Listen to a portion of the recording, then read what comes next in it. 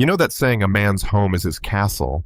I used to think it was just a figure of speech, until the day my so-called neighbors tried to take a piece of mine. My name's Mark Evans, and a few years back I bought this small, peaceful house on the edge of a fancy subdivision called Maplewood Ridge. Nothing special, just a one-story ranch with a little garden and old oak in the back and a long driveway leading to the garage. But it was mine. Quiet mornings, birds in the trees, coffee on the porch life was good. For a while. Then came phase 2. The developers bought the empty land next door and decided to expand the community, which is a nice way of saying bulldozers, dust, and noise for months on end. I figured I'd wait it out, new neighbors, fresh start, right? But then one morning I looked out my kitchen window and saw a cement truck parked halfway up my driveway. Not near it, on it. Guys in hard hats waving at me like it was no big deal. At first I thought it was a mistake. Maybe the GPS sent them wrong. But no, turns out the workers for the new phase were using the edge of my driveway as their shortcut to the back lots. A couple of days later, regular cars started doing it too. Then, delivery vans. Pretty soon it looked like a parade route. My driveway, my private driveway, had become the neighborhood's back road. So I went to the HOA. Every neighborhood's got one, right? Ours was run by a woman named Carol Whitmore, always wore pearls, and that tight smile like she'd practiced it in the mirror. I explained the situation, showed her the deed, the survey lines, even a photo of the trucks cutting through. She nodded politely, then said, "It's for the good of the community, Mr. Evans. Just temporary access while construction wraps up." Temporary turned into months and months into chaos. The asphalt started cracking. The grass got chewed up into mud, and my quiet mornings were gone. I went back to the HOA with a written complaint this time. That's when they pulled the rug out from under me. Carol told me the board had voted to designate a 3-foot-wide strip of my driveway as a community access path. Said it was in the updated bylaws, something I'd supposedly agreed to by living there. I remember staring at her and saying, "You can't just take part of my property because it's convenient." She gave me that smile again and said, "Oh, we can. It's all for the harmony of Maplewood Ridge." Harmony. Right. Next week I got a fine in the mail for unapproved modifications to my property. The cracks in my driveway caused by their trucks were now somehow my fault. That's when I realized it wasn't incompetence. It was control. They wanted to put me in my place. I tried reason, then letters, then meetings.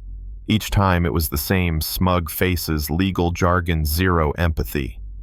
Neighbors started whispering, calling me the troublemaker. Some even believed the HOA's story that I was blocking community access. I'd walk my dog and feel eyes on me, curtains moving. It was like living in a fishbowl filled with judgment. But see, I'm not the kind of guy who folds easy.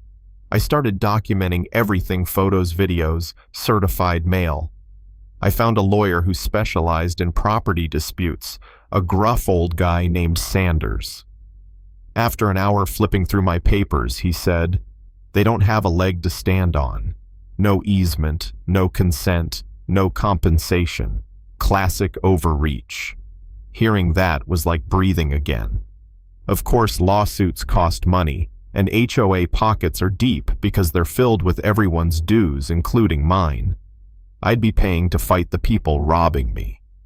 So I decided if they wanted a fight, I'd give them one they couldn't ignore. That's when the idea hit me. I'd build a wall. Not a fence, not some plastic barrier, a real wall. Something legal, immovable, undeniable. I hired a surveyor, had him mark every inch of my property line with bright orange flags.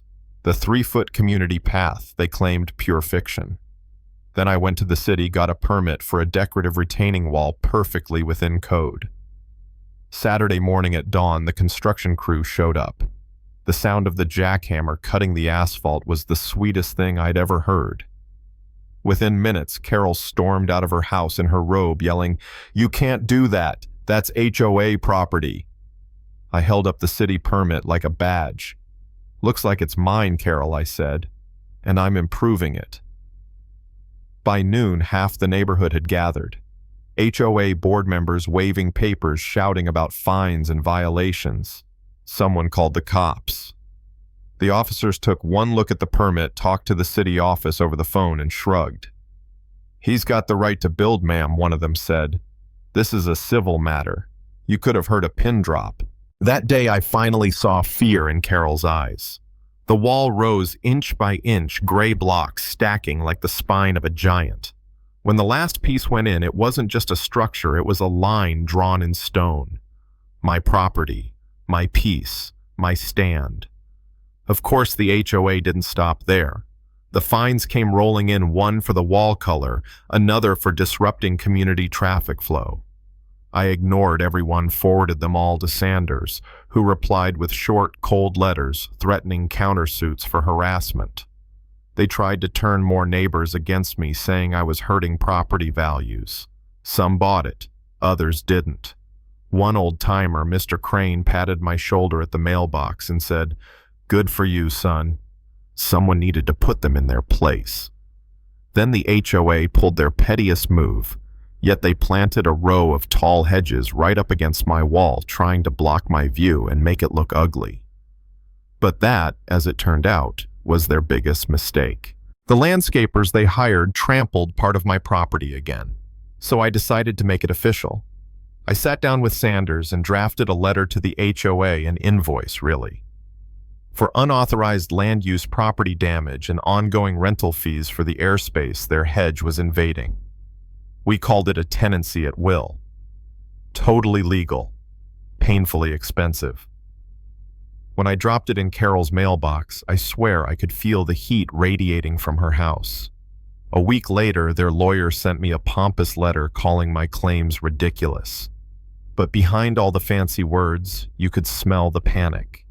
They knew they'd overstepped. The neighborhood split right down the middle. Phase 2 residents furious about losing their shortcut, old residents quietly cheering me on. The HOA meetings turned into shouting matches. For the first time, the board looked scared. Then came the call. Their lawyer wanted a meeting to find a resolution. I agreed, but only on my terms. My lawyer's office, neutral mediator, everything recorded. Carol showed up with 2 board members, her face pale, eyes fixed anywhere but mine. Their lawyer started his speech about community harmony, but Sanders cut him off and laid out our evidence survey maps, photos, fines, the permit, every piece of their harassment. Then he slid the invoice across the table. The room went silent. When the mediator finally spoke, she said softly, "I think a settlement is in everyone's best interest." By the end of that meeting, the HOA agreed to pay every cent legal fees, wall costs, damages, and emotional distress. They also signed a formal apology and dropped all fines. The wall would stay, but I'd allow a small gated opening for pedestrians, only no cars, no strollers, no bikes. The HOA would maintain it, carry the insurance, and Carol, she had to resign, effective immediately. When she signed that paper, her hand was shaking. I didn't gloat, well, maybe a little, but mostly I just felt relief. A few weeks later, the check cleared. The apology letter arrived, cold, formal, but real. The gate was installed and the neighborhood adjusted. People started nodding at me again. Some even smiled. And every time I walked past that wall, I felt a quiet satisfaction. Not triumph exactly, just peace.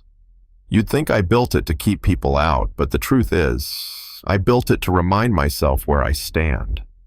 Sometimes you have to draw the line literally to protect what's yours.